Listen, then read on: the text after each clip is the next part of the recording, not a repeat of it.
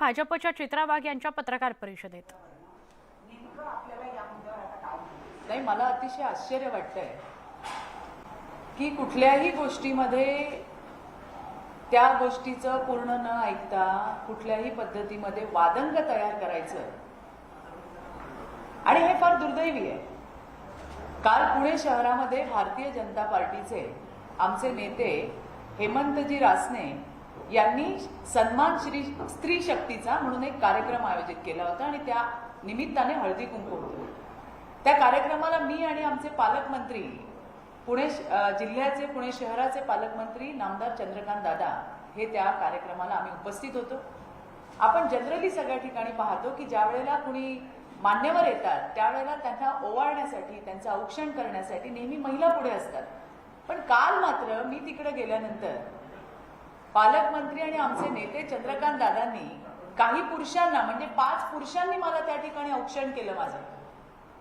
आणि मी म्हटलं दादा, ते म्हणले नाही ताई, कारण जेव्हा आम्ही येतो त्यावेळेला नेहमी आमच्या भगिनी आमचं औक्षण करतात, आमचं अभिष्ट चिंतन करतात, आमच्यासाठी यश चिंतितात, आणि त्यामुळे मग भगिनींचं औक्षण बंधूंनी का करू नये आणि त्याची सुरुवात आपण कुठेतरी करायला पाहिजे. म्हणून काल पुणे शहरामध्ये हेमंत रासनेजींच्या कार्यक्रमात चंद्रकांत दादांनी 5 बंधूंना मला त्या ठिकाणी औक्षण करायला लावलं.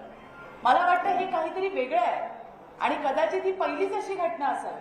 खरं तर स्त्री मुक्तीच्या चळवळीचं केंद्र पुणे राहिलेलं आहे आणि त्या पुण्यामध्ये अशा पद्धतीचा स्त्री शक्तीला सन्मान करण्याचा एक नवीन आयाम किंवा नवीन पायंडा त्या ठिकाणी चंद्रकांत दादांच्या माध्यमातून घातला गेला.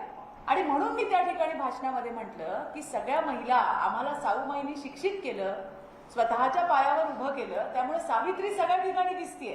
पण अशा पद्धतीचं फक्त पुरोगामी बोलण्याने कोणी पुरोगामी होत नाही.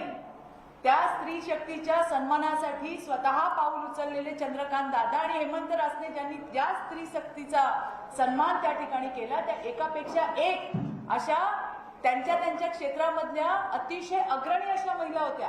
आणि असे ज्योतिबा घरोघरी दिसावे, त्यांचा शोध जारी आहे, अशा पद्धतीचं वाक्य मी केलं. याच्यामध्ये मी कोणाचा अवमान बरं केला?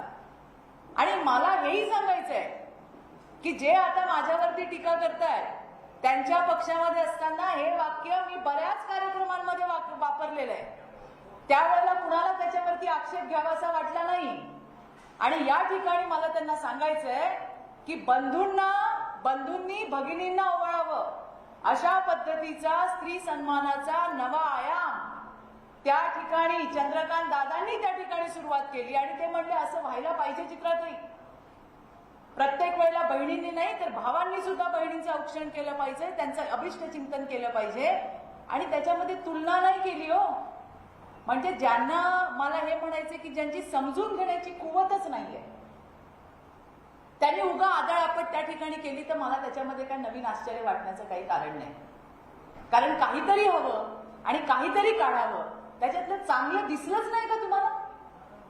त्यातलं चांगलं दिसलं नाही आजपर्यंत. म्हणजे माझ्या आतापर्यंतच्या सगळ्या या वाटचालीमध्ये मी असं कुठेही कुठल्या नेत्याने म्हटलेलं ऐकलेलं नाहीये की बाबांनो तुम्ही सुद्धा आपल्या बहिणींना ओवाळलं पाहिजे.